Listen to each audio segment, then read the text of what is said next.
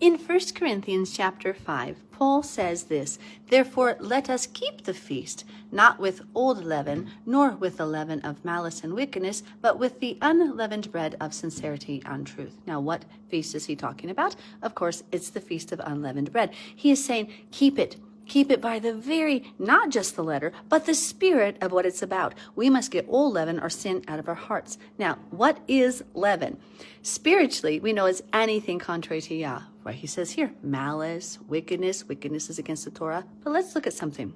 When we look at what we actually do during the Feast of Unleavened Bread, what we do is we eat unleavened bread for 7 days. That number 7 means until completion. It's the Hebrew word it means completion or like perfection until we've reached the end. And so it's a picture of once we accept the Passover lamb sacrificed through Yeshua, that's Yeshua, then we get the Holy Spirit to help us get the leaven out of our hearts, the sin out of our hearts. Now, we don't eat any leavened bread items. Where do we find leaven?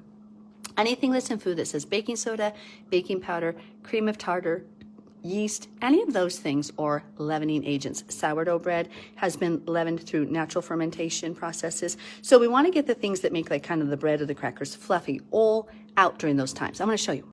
Unleavened bread is the Hebrew word matzah, which you will see in the stores. So when we eat unleavened bread items, so we don't eat calcium carbonate, baking soda, those things, is to teach us to get the leaven out of our hearts spiritually.